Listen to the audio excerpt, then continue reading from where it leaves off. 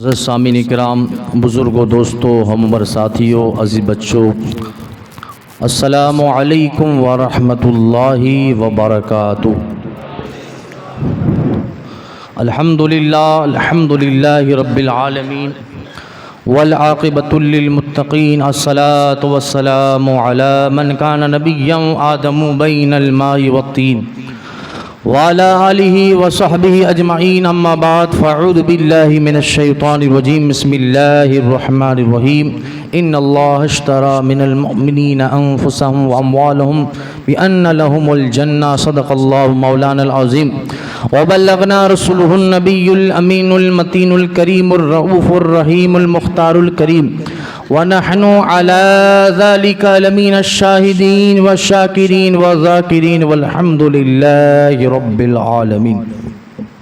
गौसे आज़म बमने बेसरो सामा मददे किबलाए दी मददे काबे ईमा मददे बगरदाबे बला उफ्तादा कश्ती ज़ईफ़ाने शिकस्ता रात बुश्ती बहक़ ख़ाजाए उस्मान हारूनी मदद कुन या मुईनुद्दीन चिश्ती।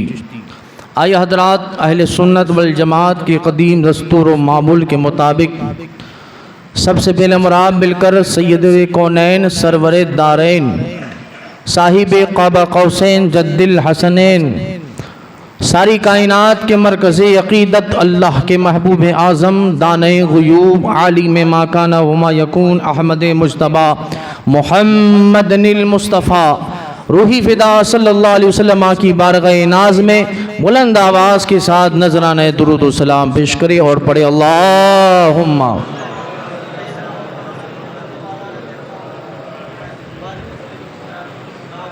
सल्लल्लाहु अलैहि नबील उम्मी व आलिहि सल्लल्लाहु अलैहि व आलिहि वसल्लम सलातम व सलामन अलैका या रसूल अल्लाह सल्लल्लाहु अलैहि वसल्लम। मेरे आका सरवर आलम सल्लल्लाहु अलैहि वसल्लम इरशाद फरमाते हैं, जब कोई मेरा बंदा, मेरा उम्मती, मेरा आशिक मुझ पे दुरूद पढ़ता है तो अल्लाह रहमतों की बारिश उस पे फरमाता है। अब बंदे की मर्जी मुझ पे दुरूद पढ़े या ना पढ़े। सुभान अल्लाह। एक मरतबा और नबी और आले नबी की बारगाह में पेश करी, पढ़े अल्लाहुम्मा सल्ली अला सय्यिदना नबियना व मौलाना मुहम्मदिन मादनी जुदी वल करम मंबई इल्म वल हिल्म वल हिकम व आलिहिल किराम व सहबिल इज़ाम व बारिक व सल्लिम सलातम व सलामन अलैका या रसूल अल्लाह सल्लल्लाहु तआला अलैहि वसल्लम। इमाम इश्क व मोहब्बत, इमाम अहले सुन्नत, कंजुल करामत, अशा इमाम अहमद रज़ा ख़ान फ़ाज़िल बरेलवी नव्वरल्लाहु मरक़दहू क्या खूब फरमाते हैं कि या रसूल अल्लाह, तेरे ग़ुलामों का नक्शे कदम है राह खुदा, तेरे ग़ुलामों का नक्शे कदम है राह खुदा, वो क्या बहक सके जो ये चुराग लेके चले। और कहते हैं कि जिना बनेगी मुहिब्बाने चार यार की कब्र, जिना बनेगी मुहिब्बाने चार यार की कब्र, जो अपने सीनों में ये चार बाग लेके चले। हज़रात मोहतरम, कल का जो दिन था 15 अगस्त, जिसे यौम आज़ादी कहते हैं, उस दिन हिंदुस्तान आज़ाद हुआ था अंग्रेज़ों से। जब भी 15 अगस्त आता है तो पूरे हिंदुस्तान में उस दिन को बड़े उसको एहतशाम के साथ और बड़ी आलीशान तरीके से उस जश्न को बनाते हैं। चाहे गैर मुस्लिम हो कि मुसलमान हो, सब मिलजुल कर 15 अगस्त जब आता है तो उसको बड़े एहतमाम के साथ उस जश्नों को मनाते हैं। उस तिरंगे को कोई अपनी बाइक में लगाता है, कोई अपने घर पे लगाता है, कोई शॉप पे लगाता है। घर पे लगाना और लगाना भी चाहिए, क्योंकि अल्हम्दुलिल्लाह हम हिंदुस्तानी हैं। कहते सुभान अल्लाह। हम जिस मुल्क में रहते हैं उससे वफा भी हम पे लाजिम और ज़रूरी है, और जिस देश और जिस मुल्क में हम रहते हैं उससे, उस वतन, उस देश से मोहब्बत भी हम पर लाजिम और ज़रूरी है। तो 15 अगस्त आए तो ज़रूरी है तो 15 अगस्त को जश्न मनाया जाए, इसलिए कि ये हिंदुस्तान हमारी शान है, हिंदुस्तान हमारी जान है और हिंदुस्तान से हम वफादारी करते हैं। और उसी को शायर ने कहा कि मजहब के नाम पे हम जुल्म व सितम नहीं करते, मजहब के नाम पर हम जुल्म व सितम नहीं करते, वफा की आड़ में हम सियासत नहीं करते और जमीन के अंदर जाते हैं गुस्ल करके, अपने वतन को हम कभी नापाक नहीं करते। अल्हम्दुलिल्लाह हिंदुस्तान से तो हम इतनी मोहब्बत करते हैं, शायर ने कहा कि मिलेगी मंजिले मकसूद हम ईमान रखते हैं। कह दो सुभान अल्लाह। मिलेगी मंजिले मकसूद हम ईमान रखते हैं, अपने रहनुमाई के लिए कुरान रखते हैं और वतन से वफादारी हो ये इस्लाम दर्श देता है।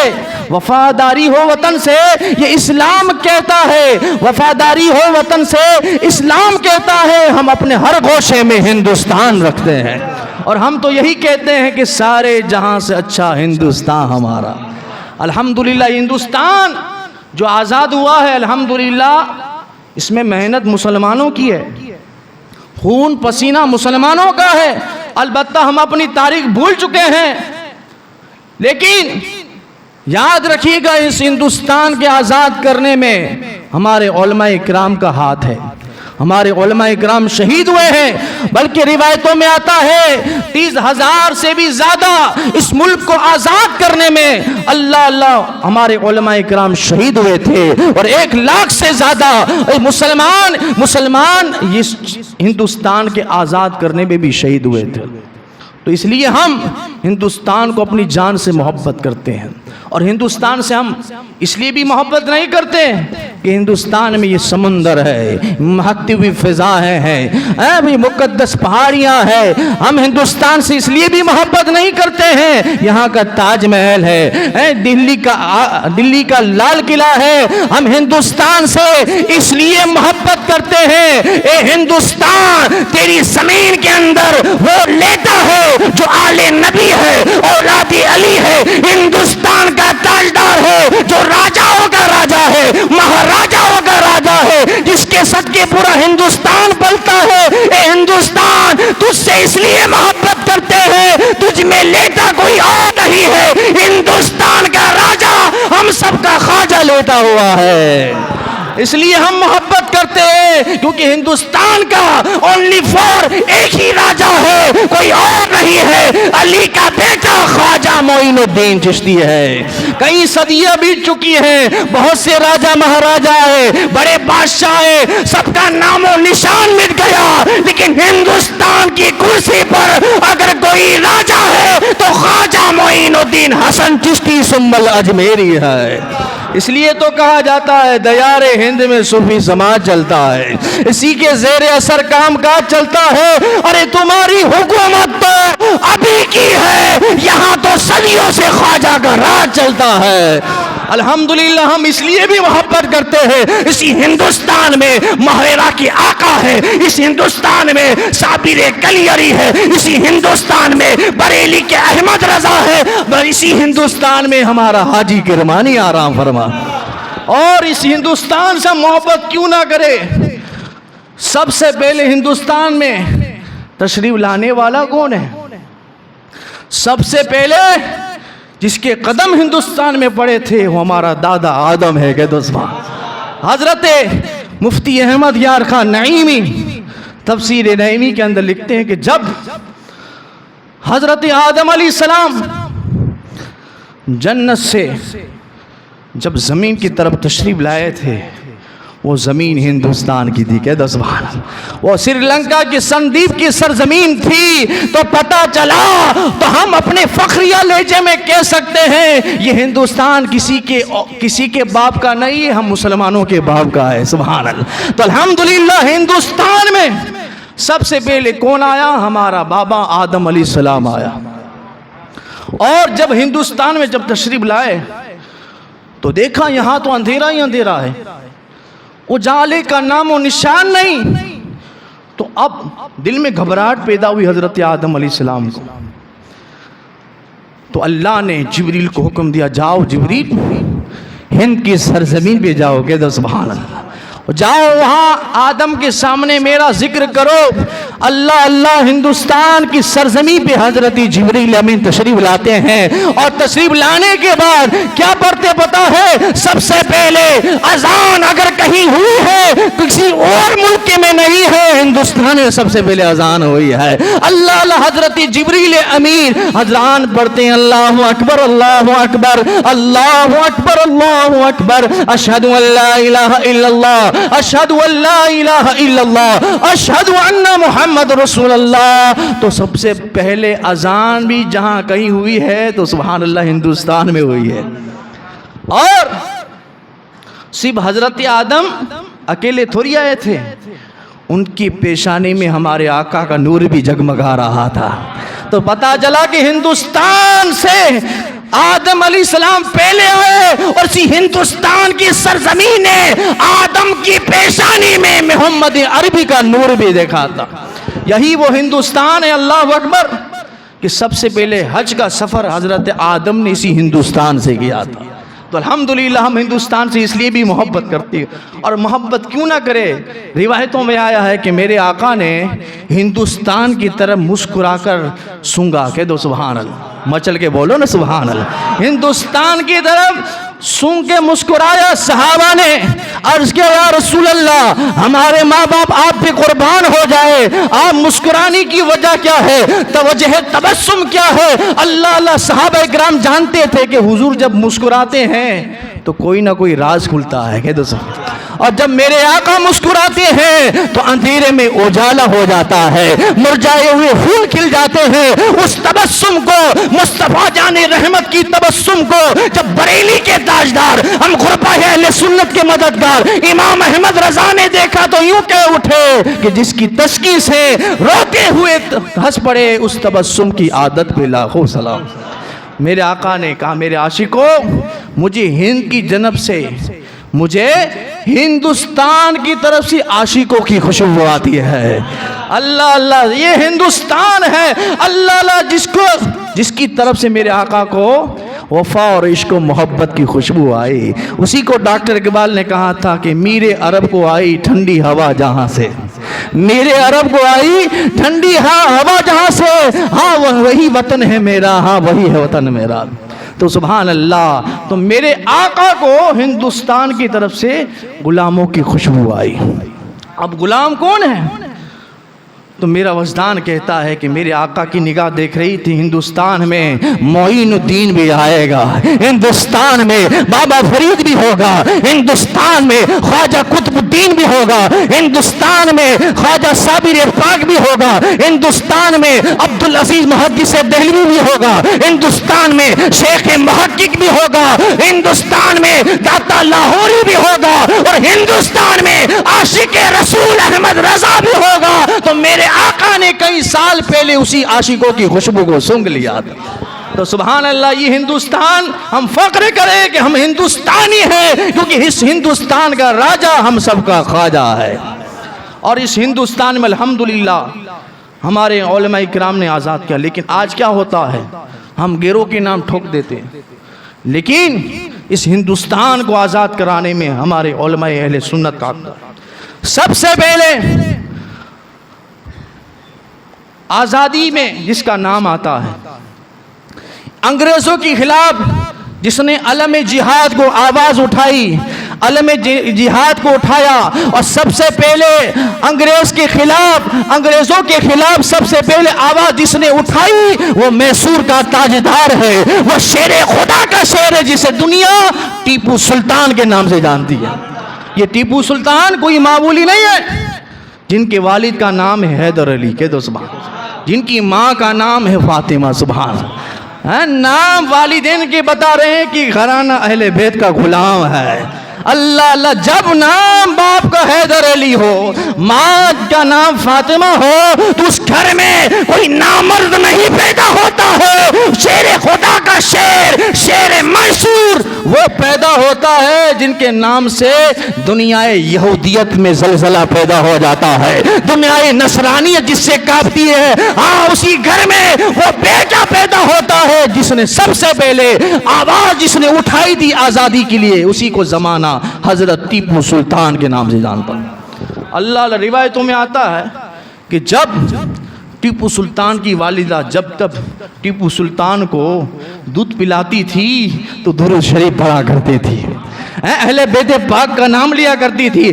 जिक्र मुस्तफ़ा लिया करती थी। यही दुरूद पाक की बरकत है, यही अज़मत अहले बैत की बरकत है कि वो दुरूद पाक की बरकत से, जिक्र मुस्तफ़ा जिक्र आले मुस्तफ़ा की बरकत से बड़ा होकर वो शेर बबर बना जिसे मैसूर का ताजदार टीपू सुल्तान कहते हैं। हजरत टीपू सुल्तान रहमतुल्लाह अलैह ने सबसे पहले अंग्रेजों के खिलाफ फतवा जारी किया,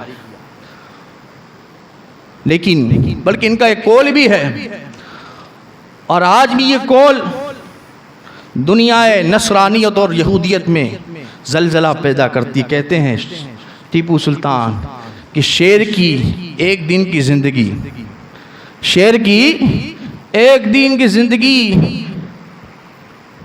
शेर की एक दिन की जिंदगी। दुरूद शरीफ पढ़ लीजिए, अल्लाहुम्मा सल्ली।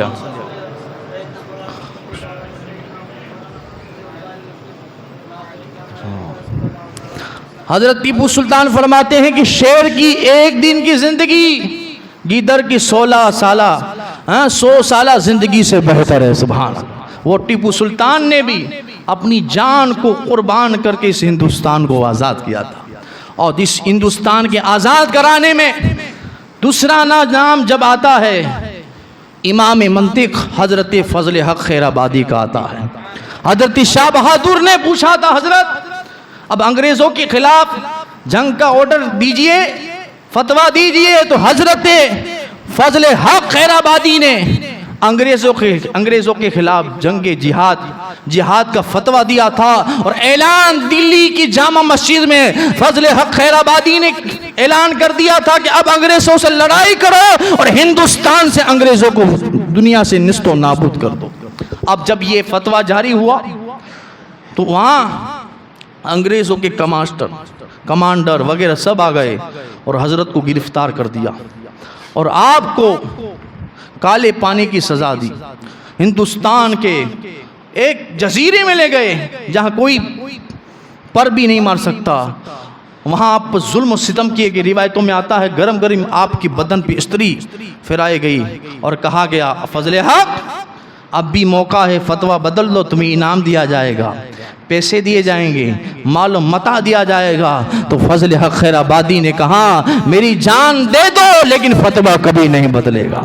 लेकिन अंग्रेज़ों ने उनको भी फांसी के फंदे पे चढ़ाकर उन्हें भी शहीद कर दिया। और तीसरा नाम जिसका आता है अल्लाह अकबर, जिसे ज़माना हज़रत सैयद किफ़ायत अली काफ़ी के नाम से जानते हैं।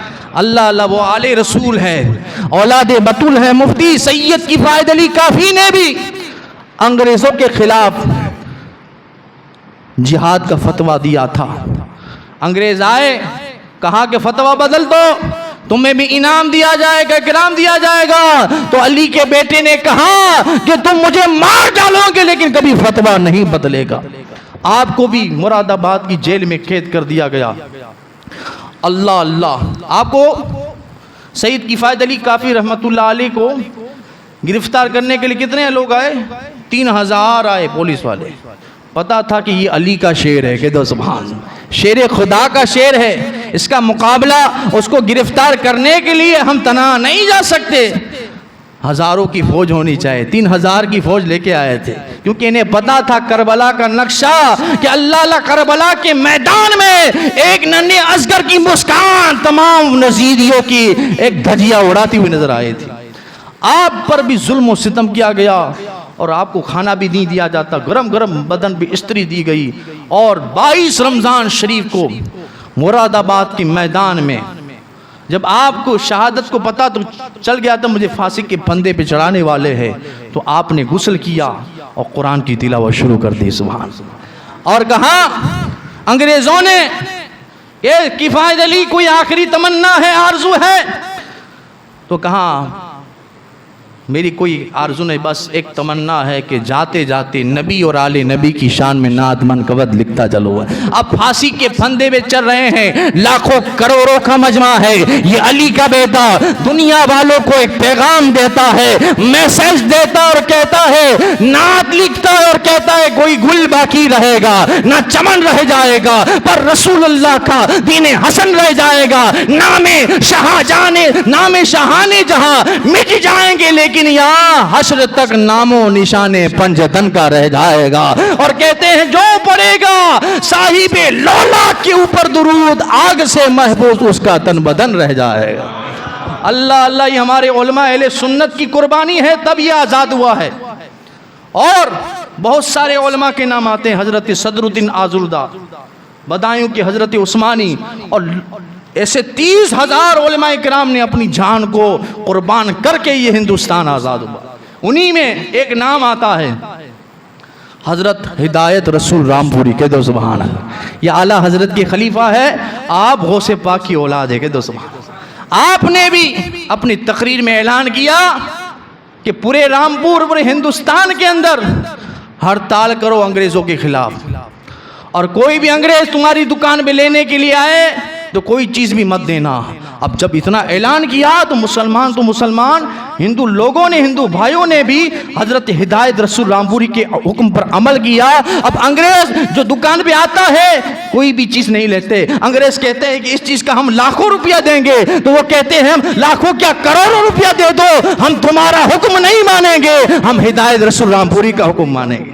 अल्लाह अल्लाह। और ऐलान हुआ कि फला तारीख को एक जलसा है अंग्रेज़ों के खिलाफ।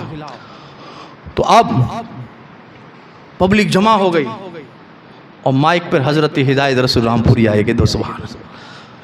अंग्रेज़ों के खिलाफ बातें की हजरत ने, तो सब अंग्रेज़ों के अफसर आ गए, हजरत को गिरफ्तार कर दिया। अल्लाह अकबर।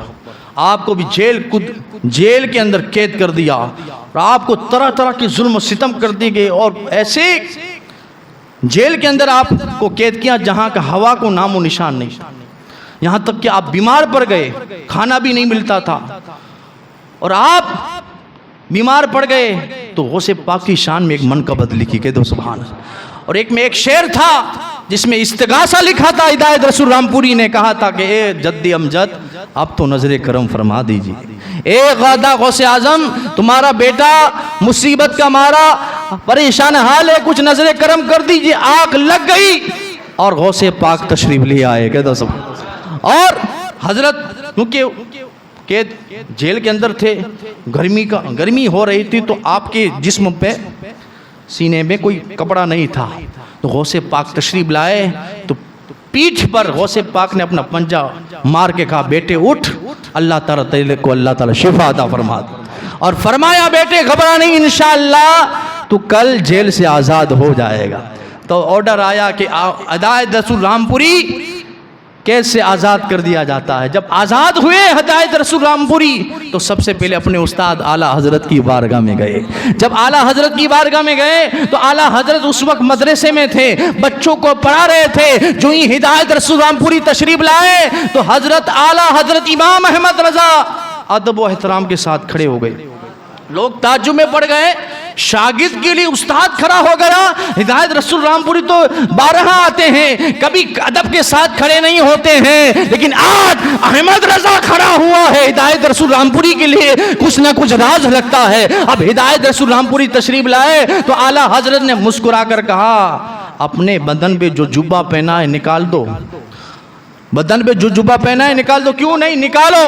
जब निकाला और पीठ मुबारक पर देखा गौसे आजम के पंजे का निशान मौजूद है। उसी पंजे के निशान को चूम कर आला हजरत इमाम अहमद रजा बोसा देते और कहते हैं, क्या दबे जिस पे हिमायत का हो पंजा तेरा, शेर को खतरे में लाता नहीं कुत्ता तेरा। वो हिदायत रसूल रामपुरी की कुर्बानियां हैं मेरे दोस्तों, तब ये मुल्क आज़ाद हुआ है। और कुछ दिनों के बाद फिर आपको ये अंग्रेज लोग अल्लाह अकबर गिरफ्तार करके फांसी के फंदे पे चढ़ा दिए। और आला हजरत के दादा इमाम रज़ा अली खान का भी नाम आता है। इस तरह बेशुमार उलमा अहले सुन्नत की हमें कुर्बानी, इसलिए हमें कुर्बानी को याद करना चाहिए और हमें इस 15 अगस्त को मनाना चाहिए। क्योंकि इस हिंदुस्तान के आज़ाद करने में ज़्यादा हकदार तो हम मुसलमान हैं। अल्लाह ताला हमारे इस हिंदुस्तान की हिफाजत फरमाए, हिंदुस्तान को चमन व अमन का गहवारा बनाए, हम सब की बख्शिश व मगफिरत फरमाए और तमाम मुसीबतों से हमें नजात अता फरमाए। जो बीमार है अल्लाह ताला सबको सेहत कामिला आजिला अता फरमाए। दौरान गुफ्तगू कोई गलती हो गई हो तो मैं तौबा करता हूँ, अस्तगफिरुल्लाह रब्बी मिन कुल्ली ज़ंबिन व खतियतिन व तुब इलैहि बिरहमतिका या अरहमर राहिमीन। तमाम हज़रात खड़े होकर सफ़े दुरुस्त फरमा लीजिए और एक ऐलान समाअत कर लीजिए।